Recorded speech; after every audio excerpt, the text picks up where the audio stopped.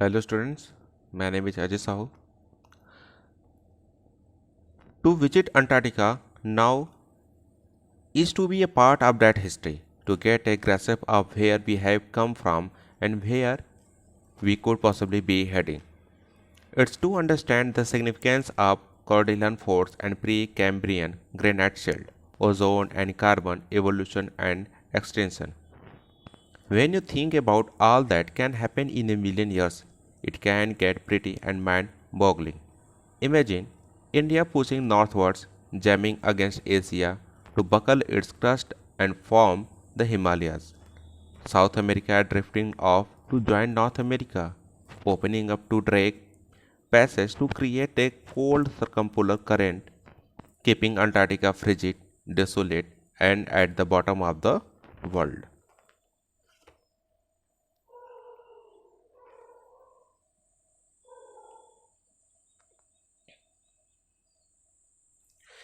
According to the author, if one wants to have a glimpse of history and from where we have originated along with where we are headed, Antarctica is the right place. It is the best place to research and understand about mountain range and low elevation continents, ozone and carbon evolution and extinction. It is capable of giving an insight of future and that can be really startling.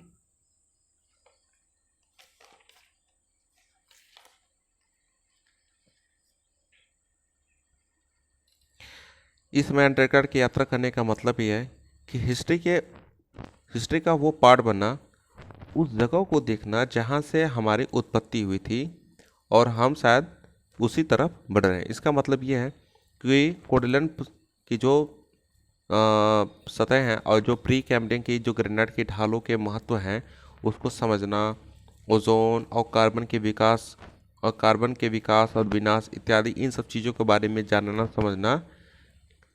और समझने के लिए हमें Antarctica सबसे अच्छी जगह है। हमारे लिए अंटार्कटिका एक सबसे अच्छी जगह है।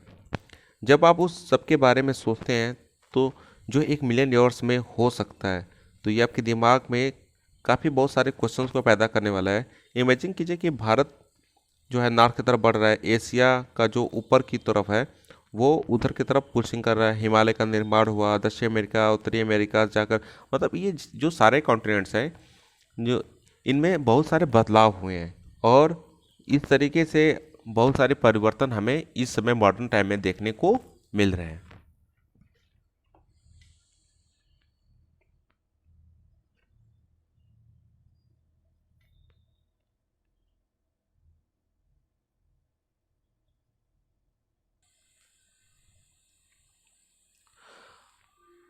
For a sun worshipping South Indian like myself, 2 weeks in a place where 90% of the Earth's total ice volume are stored in a chilling prospect, not just for circulatory and metabolic function, but also for the imagination. It's like walking into a giant ping pong ball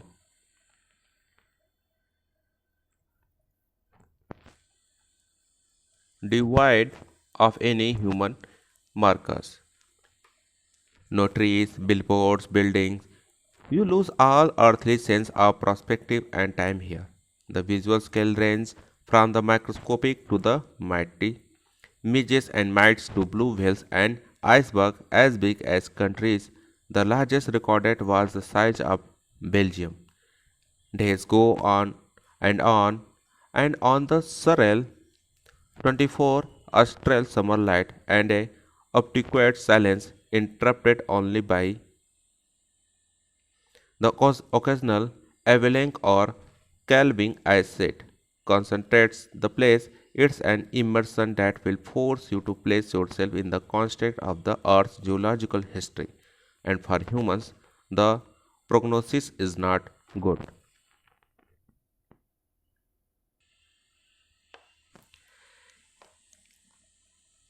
It was a very different experience for the narrator as being a South Indian sun worshipping man. It was hard for him or anyone else to imagine living in place where 90% of the Earth's total ice volume are stored. Not only biologically or physically difficult, but also for imagination. A place untouched by humans and their inventions.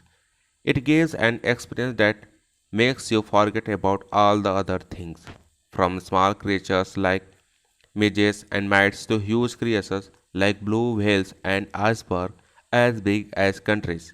Everything can be found in Antarctica.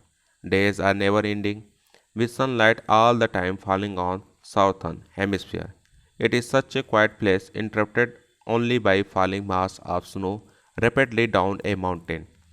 It is a setting that forces you ponder upon Earth geological history and helps you forecast future which for human does not seem very pleasant.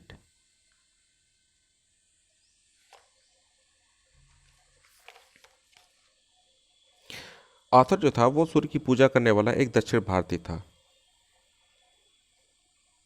लेकिन उसके लिए 2 हफ्ते ऐसी जगह बिताना जहाँ अर्थ की 90% बर्फ जो जमा होती है, और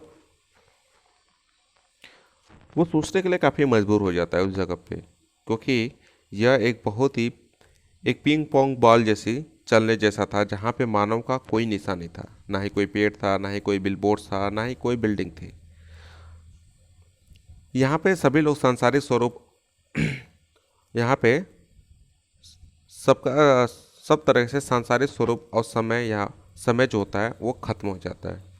वहाँ का जो दृश्य था वो छोटे से छोटा लेकर के एक बड़े से बड़े रूप में था, जैसे छोटे छोटे दीमक से लेकर नीले व्हेल और एक देश के आकार के आइसबर्ग तक, यानी कि और वहाँ पे सबसे बड़ा एक आइसबर्ग पाया गया है जो बेल्जियम के साइज का है। दिन जो है 24 घंटे जो है, मतलब कि वहाँ पे जो रात होती नहीं है लगातार, यानी कि 24 आवर वहाँ पे क्या रहता है, दिन रहता है। और वहाँ पे एक शांति, हमेशा एक शांति बनी रहती है। कभी कभार केवल बर्फ़ के खिसकने या टूटने की आवाज़ जो है बर्फ से वहाँ पे सुनाई देती है।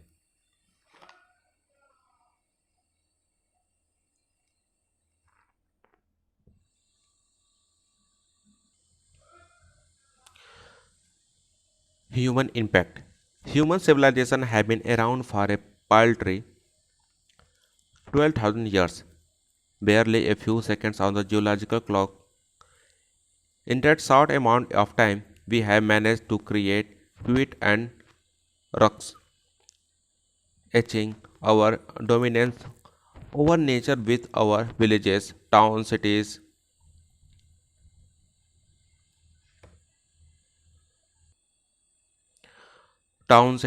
megacities.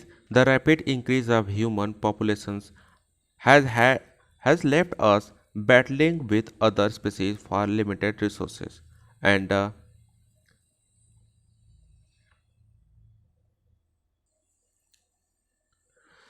the unmitigated burning of fossil fuels has now created a blanket of carbon dioxide around the world, which is slowly but surely increasing the average global temperature.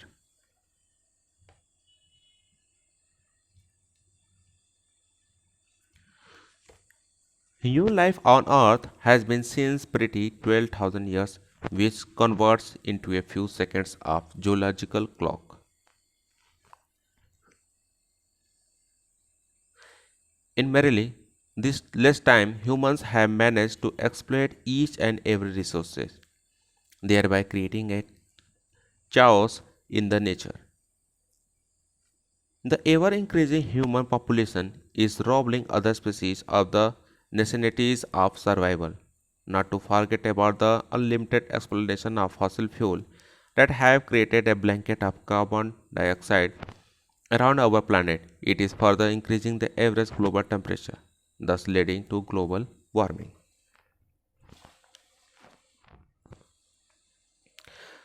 मानवीय सभ्यता जो है लगभग 12,000 से थोड़े समय से ही है, जो भौगोलिक घड़ी के कुछ ही सेकंड है।